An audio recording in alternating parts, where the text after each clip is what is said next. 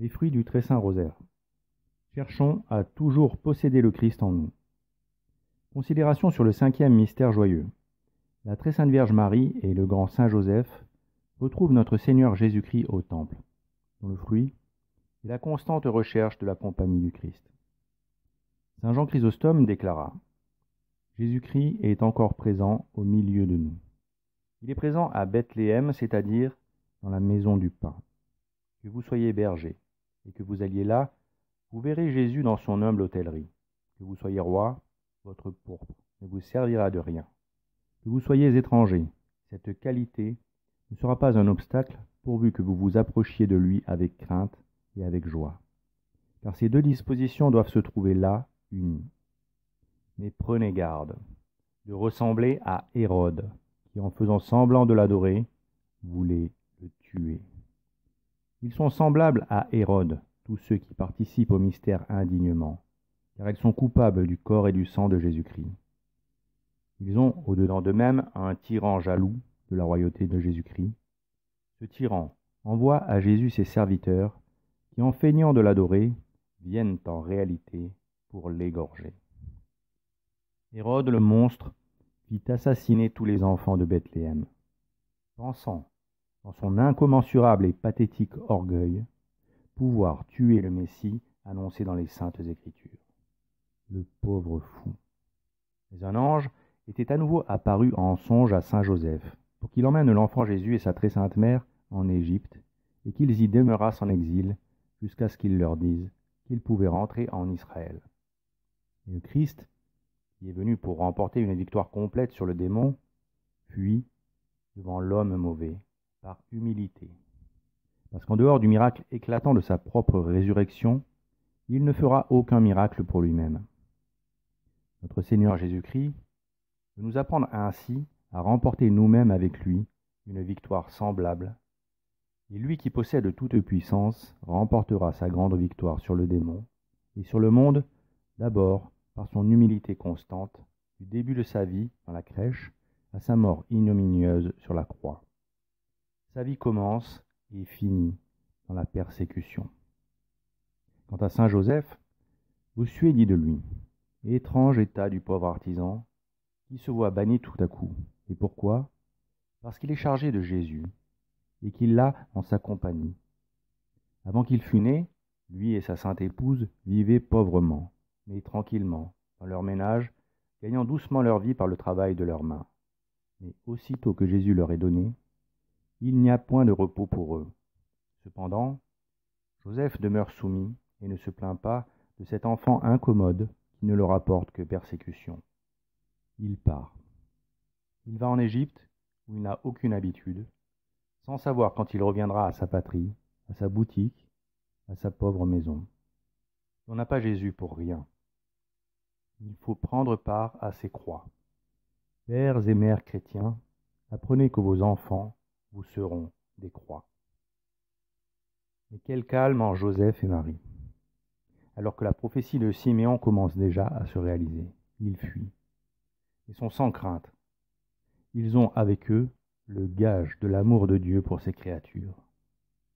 Quelle leçon pour nous à méditer quand l'épreuve tombe sur nous. Dieu nous a déjà donné le gage de son amour et il ne veut que notre bien. Il nous a tirés du néant pour nous faire partager sa félicité éternellement et il nous a donné son Fils pour que nous puissions y parvenir. D'autre part, le Seigneur ne veut pas que nous regardions comme toute souffrance comme la punition immédiate d'une faute. Car les êtres les plus saints qui ont existé sur terre ont connu les épreuves les plus dures. Joseph et Marie restèrent en exil en Égypte jusqu'à la mort d'Hérode.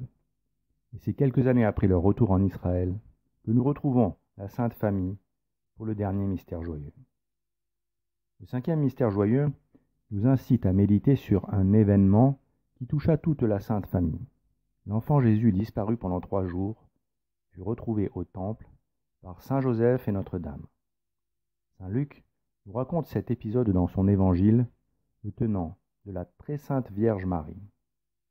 Et l'enfant croissait et se fortifiait, plein de sagesse, et la grâce de Dieu était en lui. Or, ses parents allait tous les ans à Jérusalem au jour solennel de Pâques. Et lorsqu'il fut âgé de 12 ans, ils montèrent à Jérusalem selon la coutume au jour de la fête. Et tandis qu'ils revenaient, après que les jours de la fête furent passés, l'enfant Jésus demeura à Jérusalem, et ses parents ne s'en aperçurent point. Et pensant qu'il était avec ceux de leur compagnie, ils marchèrent durant un jour. Puis ils le cherchèrent parmi leurs parents et leurs connaissances. Et ne le trouvant pas, ils revinrent à Jérusalem pour le chercher. Et après 3 jours, ils le trouvèrent dans le temple, assis au milieu des docteurs, les écoutant et les interrogeant. Et tous ceux qui l'entendaient étaient émerveillés de sa sagesse et de ses réponses. Et en le voyant, ils furent étonnés. Et sa mère lui dit, « Mon fils, pourquoi avez-vous agi ainsi envers nous? Voilà que votre père et moi, pleins de douleur, nous vous cherchions. » Et il leur dit, « Pourquoi me cherchiez-vous? Ne savez-vous pas qu'il faut que je sois aux choses de mon père? » Et ils ne comprirent pas ce qu'il leur disait. Et il descendit avec eux, et vint à Nazareth, et il leur était soumis. Et sa mère conservait toutes ces choses en son cœur. Peut-on imaginer cette recherche de l'enfant Jésus? 3 jours durant, saint Joseph et son épouse, à qui Dieu avait confié le Messie, ne savaient plus où il était. Il avait disparu. Combien il leur fallut de foi pour ne pas désespérer et garder confiance en Dieu, dont les desseins si souvent nous dépassent.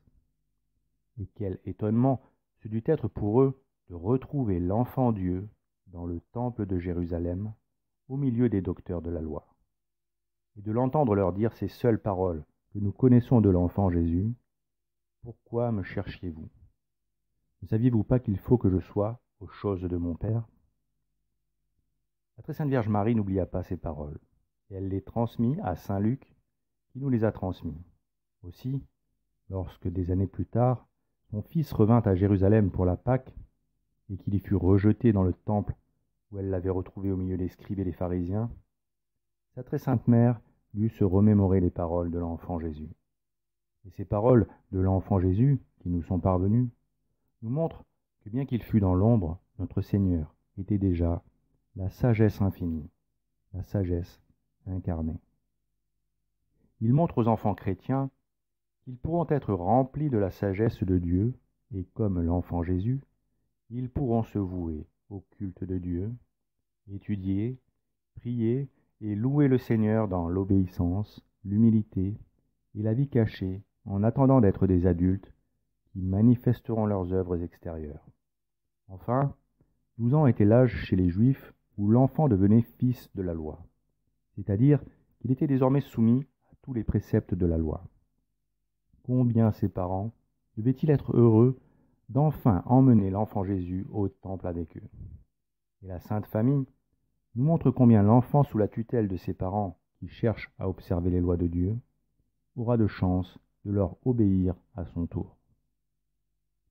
La disparition de Jésus nous montre aussi que Jésus se dérobe à certaines âmes qui n'ont jamais démérité. Et si habituellement les âmes qui perdent Jésus le perdent par le péché et les attachent désordonnés aux créatures, certaines âmes qui n'ont rien fait de tel ne ressentent plus sa divine présence.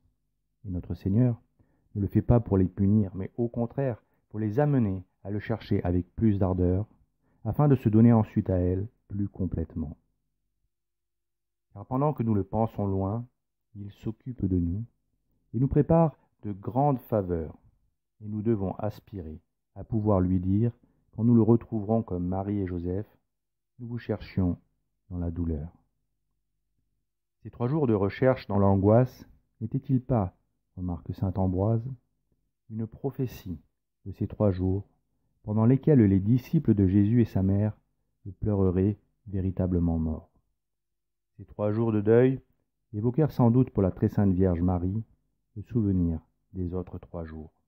Et cette fois, Jésus, descendu aux enfers, serait au milieu des prophètes, des pères et des justes, qui attendaient dans un lieu où il ne souffrait pas, en attendant la résurrection pour les instruire. Ainsi, quand nous cherchons le Christ, qu'il nous semble avoir perdu, ou que nous l'ayons vraiment perdu par le péché, Tournons-nous vers notre très sainte mère, pour lui demander de nous aider à le rechercher.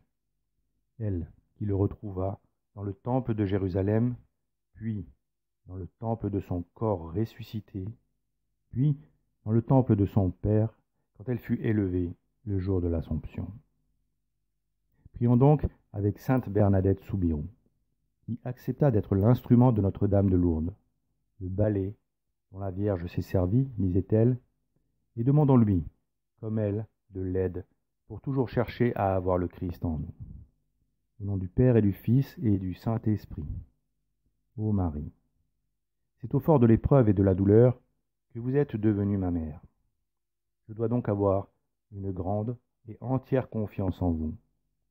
Lorsque je serai sous le coup de l'épreuve de la part des créatures, et que je serai exposé à la tentation et à la désolation de mon âme, je viendrai me réfugier dans votre cœur, ma bonne mère, et vous prier de ne pas me laisser périr, de m'accorder la grâce de la soumission et de la confiance dans l'épreuve. À votre exemple, de souffrir avec amour. Je reste, comme vous, debout au pied de la croix et cloué sur la croix, si tel est le bon plaisir de votre cher Fils. Jamais une enfant dévouée à Marie ne pourra périr. Ma bonne mère, ayez pitié de moi. Je me donne entièrement à vous, afin que vous me donniez à votre cher Fils, que je veux aimer de tout mon cœur.